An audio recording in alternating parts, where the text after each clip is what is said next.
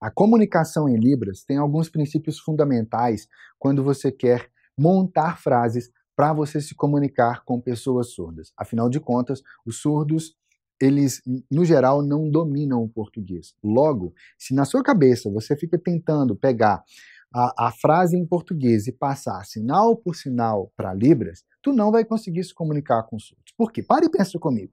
Se o surdo não domina o português, obviamente, na hora de ele montar a frase em Libras, ele não está pensando em português. Você já parou para analisar esse aspecto? Pois é. Então, o que o surdo está fazendo? Ele está pensando direto em Libras. É vital que você também desenvolva o seu pensamento direto em Libras para você ter essa comunicação com os surdos. E a primeira coisa que você precisa de saber e fazer para você poder dar os seus primeiros passos para desenvolver esse pensamento direto em Libras é justamente você entender como estruturar, como montar uma frase em Libras, qual que é a ordem correta para você montar uma frase em Libras. Olha,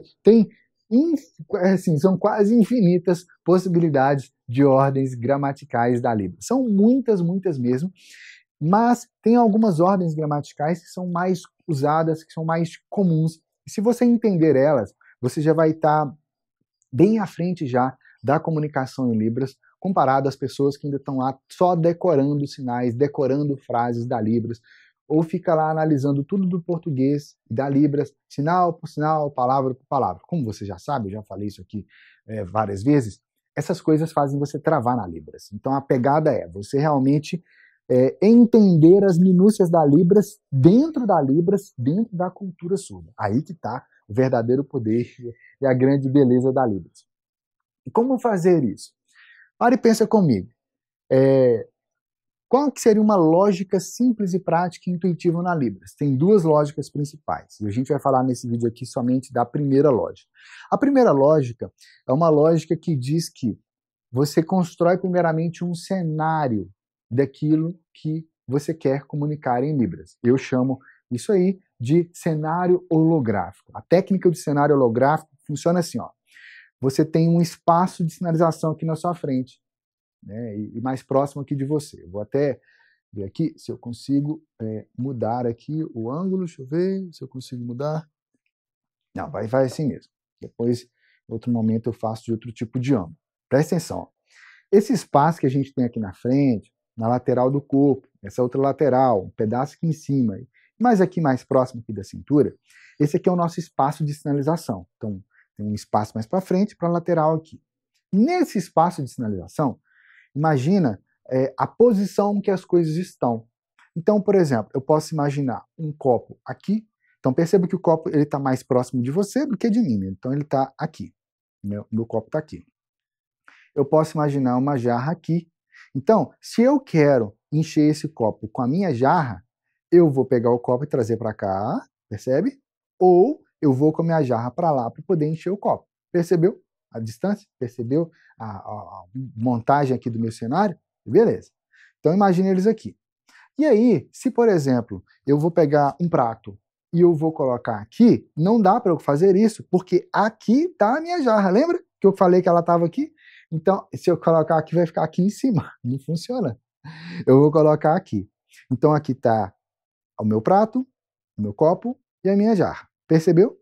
Então, eu vou montando isso aqui como se fosse um cenário holográfico, como se eu estivesse vendo aqui um holograma, uma coisa tridimensional, uma coisa fantástica aqui na minha frente, sem que ela realmente exista aqui, né? Mas, se eu montei esse cenário, eu pego o meu copo daqui e coloco ele aqui, eu estou colocando o copo onde? Sobre o prato. E eu posso fazer isso sem falar do prato novamente. E se eu fizer isso, o meu copo não está aqui mais. Ele está aqui, em cima do prato. Percebeu a lógica?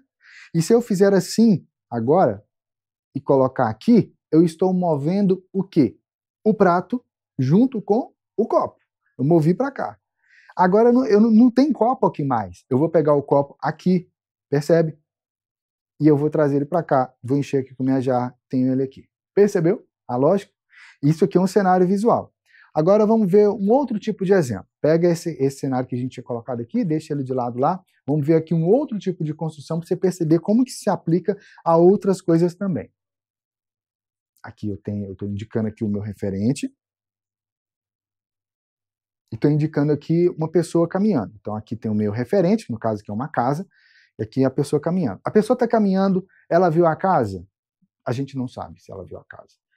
Teve algum indicativo na sinalização de que ela viu a casa? Não teve. Mas, se ela faz assim, olha o cantinho do olho, olhou assim, ela viu a casa. Então ela caminhou aqui e viu a casa. Se eu quero indicar que essa pessoa se distanciou da casa, olha o que eu vou fazer. Eu não vou fazer só assim. Eu posso fazer só assim. Mas eu quero indicar que ela se distanciou mais ainda. Eu vou fazer assim, ó, e a casa fica para trás. Percebeu? Sacou a questão? É algo holográfico. Você vai montando a dinâmica aqui.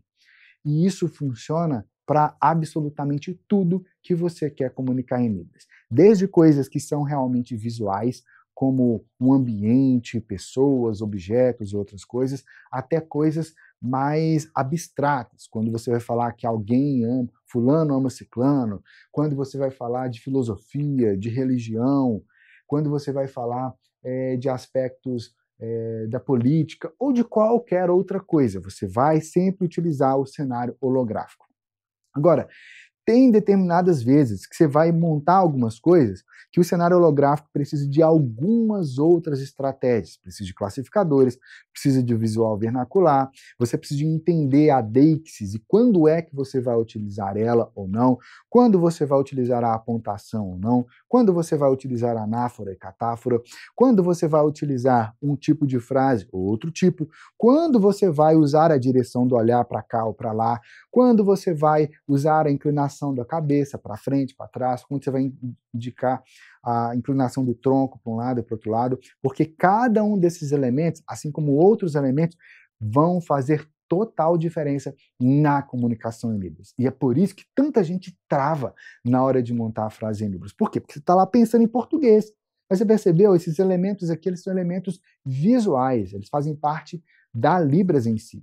E é isso que eu vou revelar os bastidores, os segredos, passo a passo, de como que você também pode dominar o processo de como montar frases em Libras. Eu vou fazer isso daqui a alguns dias online, em um workshop online chamado Como Montar Frases em Libras. Nesse workshop, eu vou mostrar toda a estrutura gramatical da Libras. Vai ser online comigo, é um processo de concentração que você vai estar ali comigo, junto com outras pessoas, em uma sala virtual fechada.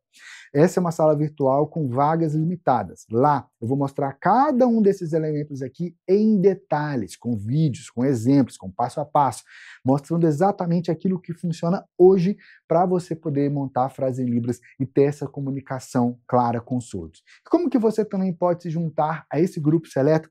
Tem um link logo aqui abaixo. Acesse o link, vai lá que eu te vejo do outro lado.